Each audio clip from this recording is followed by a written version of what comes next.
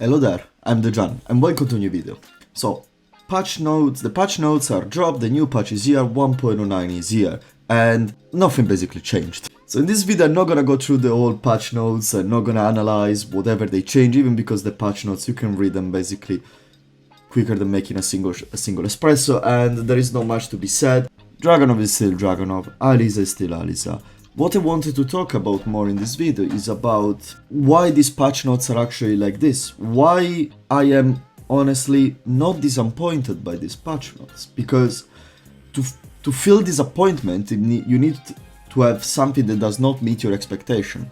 But to be honest with you, these kind of patch notes are perfectly meeting my expectation. This is exactly what I was expecting. Another just little slap on the wrist for those characters.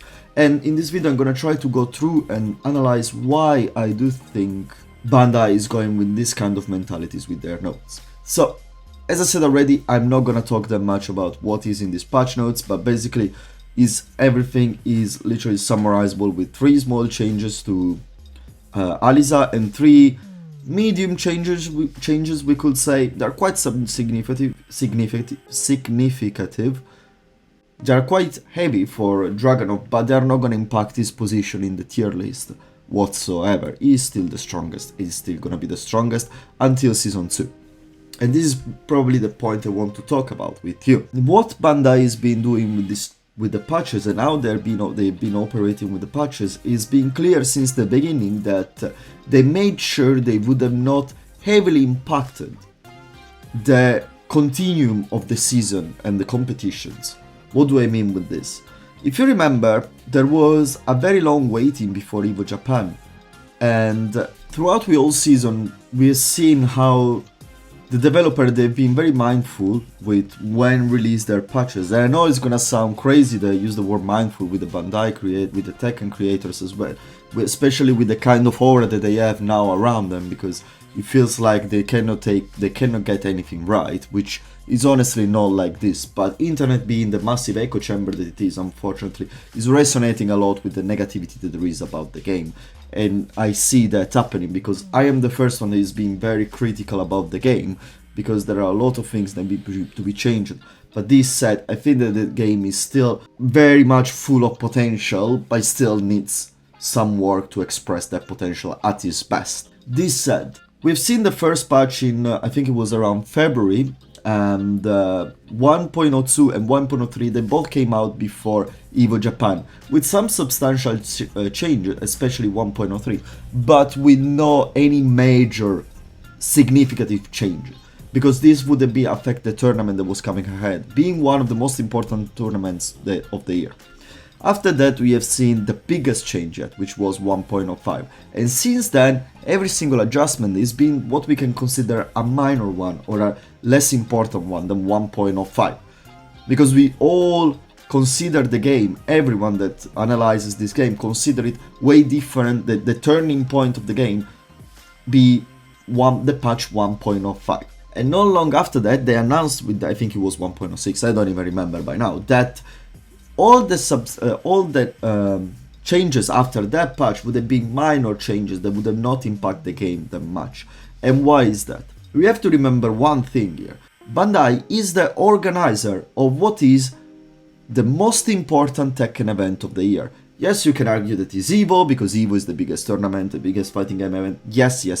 But as a only Tekken tournament, the most important of the year is the Tekken World Tour. Winning the Tekken World Tour crowns you as the strongest Tekken player of the year, and that's how it is. Winning the Tekken World Tour doesn't mean just showing up on a tournament and win. You need to qualify for that, and after that you have to perform. And you are not competing in a mixed pool where you have some random players that go there for fun, like me sometimes, or and as well strong player and as well pro player. No, wherever you find that is a badass Tekken player. You are fighting la creme de la creme, you are fighting the toughest guys around. It's very clear to me that Bandai found the blueprint that they wanted to add, and they said, it's fine for now, let's go and finish the season with this. And that's what they are doing. So to who everyone was expecting changes, heavy changes to Dragunov, Nina, Alisa, Yoshi, Jin, all these guys. I'm sorry, I wasn't expecting any of those to happen. I'm expecting things to happen, but I'm expecting things to happen for the day they launch Season 2, for the month after the Tekken World Tour Finals. That is where I see another 1.05 square, actually. I expect something stronger over there. Why making those sudden changes would be very extremely risky for Bandai, and why would actually backlash even more against them? Because they are not in a good position at the moment, and anyway, I'm pretty sure they're taking in consideration any move they're making. I hope, even if it might not look like. But imagine this. Imagine you are a tournament player, and imagine that you didn't have a great season throughout the year, knowing that that was partially for the imbalance of the characters that were there in place. And suddenly, before the finals, they changes all of this and they try to balance it more. How would you feel about that? And now try to see the other part. Imagine that you have committed to a character as a Tekken player, as a pro player, as a professional player that gains money out of it. And suddenly that character, before one of, money-wise, the second most important event of the year. Imagine that that character gets stripped of all his power 1 month before that. How would you feel? What would you feel? What do you think about the company that runs these tournaments like this? Because if this kind of changes would have happened 2 months ago, it would have been way different that this kind of changes happening now. That's the kind of reasoning and thoughts that I'm having here. Obviously, this is nothing for sure. This is me making considerate assumption. But this is the kind of thing I will look at.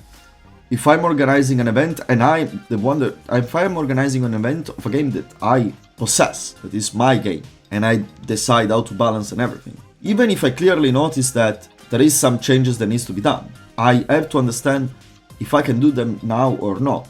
And this specific moment is not the moment to destroy Dragunov. For how crazy it can sound, and I know I'm gonna get blasted for this, but giving continuity to a season of what is a very competitive game is very important. There was a moment for nerfing Dragunov. Yes, there was. That window is momentarily closed now because you are too close to the final. I think it is. This is at least my opinion. Because this will destroy everything that is being built throughout this season and will make lose credibility on the company for the competitive side of the game, which is something that they're very heavily pushing for it. So for how crazy it sounds, keeping Dragunov still so strong gives Bandai credibility. And I know it sounds crazy, but I honestly think that if they did a mistake on nerfing Dragunov was to not do it earlier, waiting until now. Now they know they cannot do it, and that's how it feels, and that's how it looks. It's bad to say, it doesn't feel nice, I know, but this is what the situation looks like to me. Another factor to take in consideration that reconnects to making heavy changes 1 month before the biggest final that you have for the year is that imagine if making heavy changes now to the balance will make pop another character as the undisputed ruler. This will bring again another scenario of unbalance in the situation, but it would have been a more chaotic scenario because no one would be ready for that kind of unbalanced situation. And in 1 month, players will not have the time to get ready. And it will feel something like, even worse in my opinion, something like Eddie being playable on Evo Japan. And basically having player just getting smoked by him because they simply did not know the matchup. Because Eddie did not get touched that much since then. And he stepped from being one of the best played character at that event to being considered one of the bottom tier. Or lower tier. There are not really bottom tier in my opinion in this game, but lower tier character in this game. So as well, this is something that we have to take in consideration. And I'm not saying this to defend Bandai, because as I said, they should have nerfed Dragunov, they should have nerfed Yoshi, they should have nerfed Nina and Alisa way long ago. We shouldn't have this conversation now, but we are having this conversation now. And I honestly think that not making heavy changes now, it is for the best. It's gonna give us I hope not a Dragunov versus Dragunov final, but it's gonna give us a more professional, a more pro level final instead of what it might end up being more of a mixed scramble, because the balance of the game is be completely changed heavily, and players did not have the time to adapt to these new changes in time. Because you say, yeah, in a month they can learn all the matchups. Like, no. Like, the amount of data, especially if they do a patch big as 1.05, that you need to reset in your mind at that level is insane. Is insane. Because it's not just about learning every move of every character. It's about learning specific scenarios, specific setups, specific mind games with characters that, if you create a heavy patch, impact heavily the game. So, as I said, I understand why they didn't do it now. I was expecting they would have not done it now. I was expecting a bit more on Quarter Single 404. QCF4, I was expecting it would have lost some frame. Is at the current state, I think that the move is, I don't even know if it's been nerfed. Because yes, it doesn't knock down anymore, it doesn't wall splat anymore. Yes, on the wall it's been nerfed because it doesn't wall splat anymore. But in the neutral, I mean, it gives you +8. It gives you +7 on block, it gives you +8. It's still there, it just makes you for free. So yeah, it's the kind of thing that I don't agree with. But I understand why they haven't done it, and I am not as much surprised. And I hope with this video I made a bit more clear why this is happening. In my opinion, then. I don't have answers from anywhere, but I cannot understand why they are not doing these heavy changes now. And as well, I'm not justifying Bandai. In my opinion, these changes should have been done way earlier. I agree with the fact that now is not the moment to do these changes. They should have done it. They haven't done it until now. They cannot do it anymore. We have to wait. If nothing changes, and this is very important, if nothing changes after the Tekken World Tour final. And I'm not saying that the 10th of December I want to wake up and have a different game. But I want to see some clear communication from them. I would love to see some clear communication, say, okay, this season 1 is over, Tekken World Tour final, we announce season 2, the first thing, and listen to me, I think it's gonna happen, but the first thing, big changes are coming in the trailer, they're gonna say. It's gonna be, big changes are coming, Tekken World Tour 2025, and all these things, Season Pass 2 is coming, and we are gonna see all this stuff coming. I really hope the trailer for season 2 drops on the Tekken World Tour Finals, and it's gonna start with big changes are coming. Because Tekken is always people sometimes forget, Tekken is always been a game that has gone through cyclical changes. Because if you remember, I was Tekken 7 in Season 1, it was very rough. Tekken 7 in arcade was even rougher. Season 2 got very good. Season 3, it was a 2-hit combos, 2 death touch situation. You get touched twice, you are dead. With everyone. Every character was doing 60 to 65%, guys. Every character. Not only Leroy. In Season 4, the game finalized in its final stages. So it's always been like this with Tekken. And without the arcade release, I really feel like they are still finding their way around. Or at least this is the kind of benefit of the doubt they're still receiving from everyone. And from me as well. This said, if nothing is not gonna change for Season 2, since the beginning of Season 2, things are gonna start to look very rough for Tekken. And I honestly hope it does not happen, because I love the series. I said it many times. Michael asked me if I was an old soul, because I said that I've been playing this game for 25 years. Not as seriously I've been playing now, but I've been a fan of the series for this long. So you can imagine how you feel if what is one of your favorite video games is not going as well as you are hoping for, and as well if it doesn't feel like this all the times. I hope I shine light on a different angle of this situation at the moment. And that's it for this video. It was supposed to be a short one, and I'm already almost at 20 minutes. But yeah, that's it for today.